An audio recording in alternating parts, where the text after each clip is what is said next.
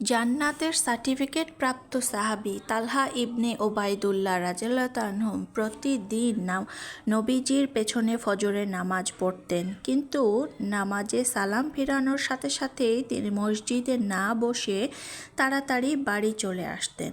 এভাবেই কয়েকদিন চলার পর অন্যান্য সাহাবীরা এটা নিয়ে সমালোচনা শুরু করলেন এবং প্রতিদিন সালাম ফিরিয়ে তালহা চলে যায় কোথায়, নবীজির পাশে বসে না, এটা এক প্রকার বেয়াদবি বলা যেতে পারে। অথচ নবীজি সাল্লাল্লাহু সাল্লাম ফজরের পর সূর্য উদয় না হওয়া পর্যন্ত কিন্তু মসজিদে বসে থাকতেন। অন্যান্য সব সাহাবীরাও কিন্তু নবীজির কাছে বসে থাকতেন, গল্প করতেন, নবীজির কথা শুনতেন। নবীজি সাহাবীদের বললেন, আগামীকাল ফজরের নামাজ শেষে তালহা যেন আমার সাথে দেখা করে। পরের দিন নামাজে আসলে তালহাকে কথা জানিয়ে দেওয়া হলো। ফজরের নামাজ শেষ, তালহা বসে আছেন নবীজির সাথে দেখা করার জন্য। এক পর্যায়ে নবীজি তালহাকে ডাকলেন। নবীজি অতি মোলায়েম কণ্ঠে তালহাকে বললেন, তালহা, আমি কি তোমাকে কোনো কষ্ট দিয়েছি? আমি কি তোমার কোনো হক নষ্ট করেছি?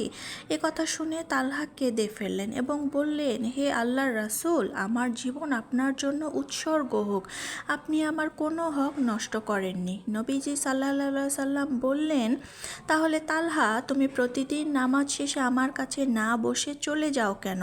তালহা কেঁদে কেঁদে বললেন, রাসূলুল্লাহ সাল্লাল্লাহু সাল্লাম, আমার এবং আমার স্ত্রীর সতর ঢাকার জন্য একটি মাত্র জামা আছে, যেটা পরে আমি নামাজ পড়ি, আর আমার স্ত্রী তখন গুহায় থাকেন।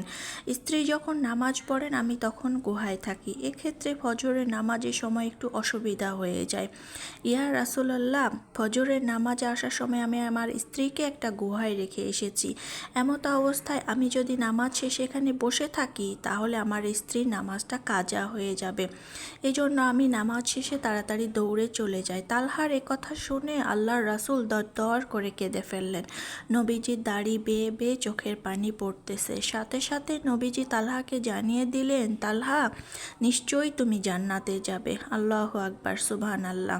একটি মাত্র পোশাক থাকার পরেও তালহা রাদিয়াল্লাহু আনহু এবং তার স্ত্রীর আল্লাহর প্রতি কিন্তু কোনো অভিযোগও ছিল না, ইবাদতের প্রতি কোনো অজুহাতও ছিল না। আর আমাদের কত অভিযোগ, কত অজুহাত আল্লাহর প্রতি। আল্লাহ যেন আমাদেরকে মাফ করেন।